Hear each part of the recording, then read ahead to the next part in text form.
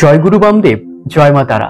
বন্ধুরা, যারা এই ভিডিওটি দেখছেন তাদেরকে প্রথমেই জানিয়ে দিই, এটি হলো কালিকানন্দ মহারাজ ভিডিওর পার্ট 2। যারা পার্ট 1 এর ভিডিওটি দেখেননি তারা অবশ্যই পার্ট 1 এর ভিডিওটি দেখে আসতে পারেন এই ভিডিওটি দেখার পর। আজকের এই ভিডিওতে আমি আপনাদের জন্য এক অদ্ভুত লীলা, অলৌকিক লীলা কথা নিয়ে হাজির হয়েছি। যেই কালিকানন্দ শ্রী গুরু বামদেবকে অপমান করেছিলেন, সেই অপমানের কথা যদি জানতে চান ফার্স্ট ভিডিওটি আপনাকে দেখতে হবে, কালিকানন্দ পার্ট 1। আজকের পার্ট 2 এ আপনাদেরকে জানাবো সেই কালিকানন্দ সাধনার পরে শ্রী গুরু বামদেবের কৃপায় কিভাবে বিরাচারে মত্ত হয়েছিলেন এবং সাধিকার দ্বারা এক ভৈরবী, মানে তারামায়ের আশীর্বাদে তিনি এক ভৈরবীকে অর্জন করেছিলেন এবং সেই ভৈরবীকে নিয়ে ঘটলো যত ঘটনা। তো আগে এই ভিডিওতে আপনারা জানতে পারবেন একজন তারা সাধক বা শক্তি সাধকের জন্য একজন মাতৃরূপী শক্তি কতটা গুরুত্বপূর্ণ, বা যদি আপনি সত্যি একজন সাধক হয়ে থাকেন তাহলে ভৈরবী দ্বারা উন্মত্ত হয়ে বা ভৈরবী নিয়ে মাতামাতি না করে কিভাবে একজন ভৈরবীকে সত্যিকারের মাতৃরূপে পূজা করা যায়, এবং একজন ভৈরবী যে একজন সাধকের কে, বা তিনি কি সত্যিই তার মা রূপে পরিচিত হতে পারেন নাকি তার সঙ্গে তার কোনো মানে যৌনতার খিদে থাকে, সেই কথাই আজকে আপনারা এই ভিডিওতে সম্পূর্ণ জানতে পারবেন। আমরা অনেক সময় অনেক সাধক বা সাধিকাকে ভুলভাল চোখে দেখি, কিন্তু সবাইকে এইভাবে দেখাটা ঠিক নয়। কেন, তার প্রমাণ আগে এই ভিডিওতে আপনারা জানতে পারবেন। তো সবাই এই ভিডিওটি একদম শেষ পর্যন্ত দেখুন, আর যারা এই চ্যানেলে নতুন তারা চ্যানেলটি সাবস্ক্রাইব করে সাথে থাকুন আরো সব তন্ত্র শ্রী গুরু বামদেব বাবা এবং তারামা সম্পর্কিত ভিডিও সব থেকে আগে পেতে। তো দেখুন, তো চলুন ভিডিওটি শুরু করা যাক। এই বিরাচারী তান্ত্রিক সাধক কালিকানন্দ ব্রহ্মচারীকে স্থূল দেহে থাকাকালীন শ্রীগুরু বামদেব বাবা যথেষ্ট কৃপা বিতরণ করেছিলেন, যার ফলে জীবন সায়ান্নে তিনি বিরাচারে আপ্তকাম হয়েছিলেন। বিরাচারী কালিকানন্দের সাধনা ও তেজস্বিতা ছিল এক অপূর্ব, শক্তিশালী। বিরাচারী কালিকানন্দ ব্রহ্মচারী বৃদ্ধ বয়সে এক সদ্গোপের যুবতী মেয়েকে শক্তিরূপে গ্রহণ করেছিলেন। বিরাচারে সিদ্ধি লাভের জন্য ও বিরাচার থেকে দিব্য আচারে স্থিতি লাভের জন্য এই ভৈরবী শক্তি বিরাচারী সাধকের পক্ষে বিশেষ প্রয়োজন ছিল। একদিন বৃদ্ধ কালিকানন্দ ব্রহ্মচারী তারাপীঠ থেকে ডাবুকেশ্বরে যাচ্ছিলেন। তার সাথে ওই যুবতী ভৈরবীও যাচ্ছিলেন।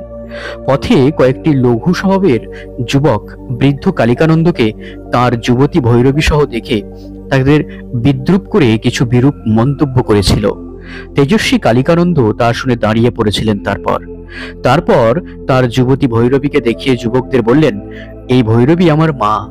তা শুনে হালকা স্বভাবের যুবকেরা অবিশ্বাসের সঙ্গে হেসেছিলেন এবং তাদের মধ্যে একটি যুবক ব্যঙ্গ করে বলেছিলেন, ওই রকম কথা অনেকেই বলে। তেজস্বী কালিকানন্দ ব্রহ্মচারী এই অশালীন ইঙ্গিত শুনে সঙ্গে সঙ্গে জ্বলে উঠেছিলেন, অর্থাৎ রেগে গিয়েছিলেন প্রচন্ড রূপে। তার সামনে শান্তভাবে দাঁড়িয়ে থাকা ভৈরবীর পরনের একমাত্র কাপড়খানা একটানে খুলে ফেলেছিলেন। তারপর তিনি, যুবতী ভৈরবী উলঙ্গ অবস্থায় চুপ করে দাঁড়িয়েছিলেন, তার চোখ মুখ ভাবলেশহীন।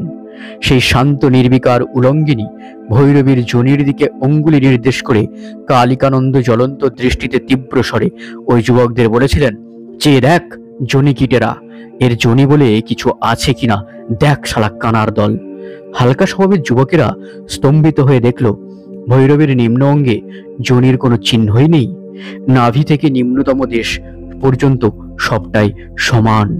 এই অস্বাভাবিক অলৌকিক দৃশ্য দেখে বিস্ময়ে ও ভয়ে যুবকগণ কালিকানন্দ ও ভৈরবীকে প্রণাম করেছিলেন। তারপর তারা নিঃশব্দে মাথা নিচু করে সেখান থেকে চলে গিয়েছিলেন। ওদের চলে যাওয়ার দিকে একবার তাকিয়ে বৃদ্ধ কালিকানন্দ ভৈরবীর পরনের কাপড়টা মাটি থেকে তুলে নিয়ে ভৈরবীর নগ্ন দেহের ওপর ছুঁড়ে দিয়ে শান্ত গম্ভীর স্বরে বললেন, কাপড় পরে চল মা। ভৈরবী নির্বিকারভাবে কাপড় পরলেন। তারপর কালিকানন্দের সঙ্গে ডাবুকেশ্বরে চলে গেলেন। বৃদ্ধ বয়সে কালিকানন্দ ব্রহ্মচারী সমাধিতে বসে দেহত্যাগ করেছিলেন। তারপর তার দেহত্যাগের পর তারাপীঠ মহাশ্মশানে তার মরদেহের সমাধি দেওয়া হয়েছে। পরে তার সমাধির উপর স্মৃতিচিহ্ন রক্ষিত করা হয়। কালিকানন্দের এই কাহিনীর কথা জানিয়েছিলেন বামদেবের প্রিয় শিষ্য প্রবীণ নগেন্দ্রনাথ বাগচি ও মুর্শিদাবাদের ডালবন্দি গ্রামের ভক্তপ্রবর তারাপদ চট্টোপাধ্যায়।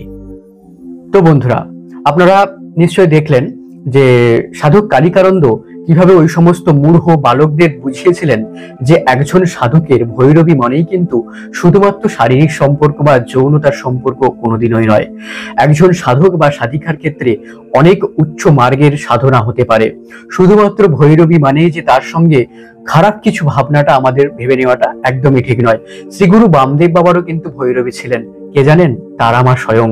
তারামার মধ্যেই তিনি তার ভৈরবীকে উপলব্ধি করেছিলেন। আমাদের এই চ্যানেলে অর্থাৎ নলেজ বাংলা ওয়ার্ল্ড ইউটিউব চ্যানেলে এর আগে অনেক ভিডিওতে বলা হয়েছে শ্রীগুরু বামদেব বাবার সঙ্গে ভৈরবীদের লীলা কথা। বামদেব বাবাকে অনেক ভৈরবী চেষ্টা করেছিলেন তার মানে সাধন পথ থেকে তাদেরকে বিচ্যুত করার, শ্রীগুরু বামদেব বাবাকে, কিন্তু পারেননি। কারণ তারামা ছিলেন আমার শ্রীগুরু বামদেব বাবার ভৈরবী। তো সেই ক্ষেত্রে কালিকানন্দের ভৈরবী ছিলেন ইনি, এবং সম্পূর্ণ ব্যাখ্যা আপনাদেরকে করে দেখালাম। এখানেই আপনারা বুঝতে পারলেন তারামা এবং শ্রীগুরু বামদেব বাবার লীলা খেলা আর একজন সত্যিকারের সাধকের ভৈরবীর কি রূপ হতে পারে। এবং ভৈরবী শব্দটা যতটা আমরা সহজভাবে নিই, তন্ত্র সাধনার ক্ষেত্রে কিন্তু ভৈরবী শব্দটা অতটাও সহজভাবে ব্যবহার করা যায় না। কারণ ভৈরবী সাধনা করতে গেলে কিন্তু দম লাগে। কেন? কারণ আপনার কামনা বাসনা ইত্যাদিকে সুপ্ত অবস্থায় নিয়ে মানে তাকে শেষ করতে হয় পুরোটাই। তারপরেই কিন্তু আপনি ভৈরবী সাধনা, ভৈরবী অর্জন করতে পারবেন, ভৈরবী সাধনা, এবং তারপরেই বিরাচারে সিদ্ধি লাভ। মনে রাখবেন, খুব কঠিন জিনিস, তো সেটা আপনি করতে পারবেন। তো আজকের এই ভিডিওটা এইটুকুই। বামদেব বাবা এবং কিভাবে বামদেব বাবার কৃপা, তারামায়ের কৃপায় কালিকানন্দ ভৈরবী সাধনায় সিদ্ধি লাভ করে ওই মূর্খ ব্যক্তিদের দেখিয়ে দিলেন যে দেখ ভৈরবী কাকে বলে, সেই ভৈরবী মায়ের রূপে তিনি তাদেরকে দেখিয়ে দিলেন। তো আজকের এই ভিডিওতে এইটুকুই। ভিডিওটি কেমন লাগলো তা কিন্তু নিচে কমেন্টে জানাতে একদমই ভুলবেন না। ভিডিওটি ভালো লাগলে অবশ্যই লাইক এবং শেয়ার করুন আরো সবার জানার জন্য। আর যারা এই চ্যানেলটি এখনো সাবস্ক্রাইব করেননি তারা এই চ্যানেলটি সাবস্ক্রাইব করে সাথে থাকুন আরো সব তন্ত্র, তারাপীঠ এবং ভ্রমণ সম্পর্কে এবং শ্রী শ্রী গুরু বামদেব বাবার নতুন নতুন লীলা কথা সব থেকে আগে জানতে। আর এই ভিডিওটি শেষ পর্যন্ত দেখার জন্য হৃদয় থেকে ধন্যবাদ। সবাই ভালো থাকবেন। আবারও দেখা হচ্ছে আবারও এক নতুন ভিডিও নিয়ে পরের কোনো ভিডিওতে। জয় গুরু বামদেব, জয় মা তারা।